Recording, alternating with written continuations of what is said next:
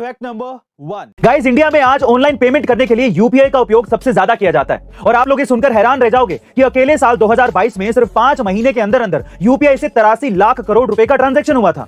और इसी वजह से गूगल जैसी बड़ी कंपनी यूएस गवर्नमेंट को ये कह रही है कि हमारे देश के लिए भी ऐसी टेक्नोलॉजी की जरूरत है। लेकिन अब सवाल ये उठता है कि यूपीआई इतना पॉपुलर कैसे हो गया। दरअसल इसकी सबसे पहली और सबसे बड़ी वजह यह है कि यूपीआई के थ्रू पेमेंट करने के लिए आपको 16 डिजिट जितने लंबे नंबर की जरूरत पड़ती ही नहीं है। सिर्फ एक फोन नंबर और क्यूआर कोड से ही आपका काम हो जाता है और आप इंडिया के किसी भी कोने में कितना भी अमाउंट सेंड कर सकते हैं।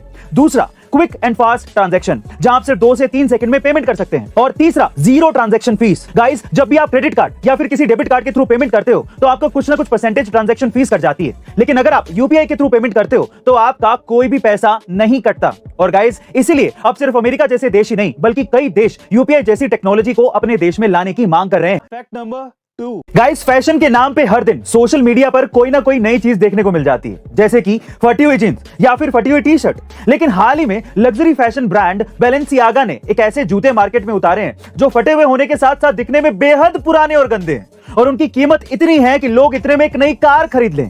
जी हां गाइस, आप ठीक सुन रहे हैं। बैलेंसियागा कंपनी ने ऐसे 100 जोड़ी जूतों को मार्केट में लेकर आई है जिसमें हर एक की कीमत 1,43,000 रुपए है, जितने में आप एक नैनो कार खरीद सकते हैं। यही नहीं, कंपनी इसके साथ साथ एक खास मैसेज भी शेयर कर रही है जिसमें कहा गया है कि मार्केट में आए ये नए जूते पहने हुए और घिसे पिटे हुए हैं और एक खास उद्देश्य से गंदे किए गए हैं। जिसके बाद सोशल मीडिया पर कई लोग कंपनी के इन जूतों को कंपनी की पागलपंती कहते हुए ट्रोल कर रहे हैं। गाइस, अब आप ही बताइए कि क्या आप 1,43,000 रुपए खर्च करके इन जूतों को खरीदना चाहेंगे। फैक्ट नंबर 3 गाइस, गोदरेज सिर्फ एक कंपनी ही नहीं बल्कि एक ऐसा रेवोल्यूशन है जिसने पिछले 125 सालों में इंडिया को बहुत कुछ दिया है। जी हां गाइस, साल 1897 में शुरू हुई ये कंपनी अगले 5 सालों में ही ताले बनाने से लेकर अलमारियां तक सब बनाने लगी और इंडिया को हर चीज सबसे पहले लाकर दी थी।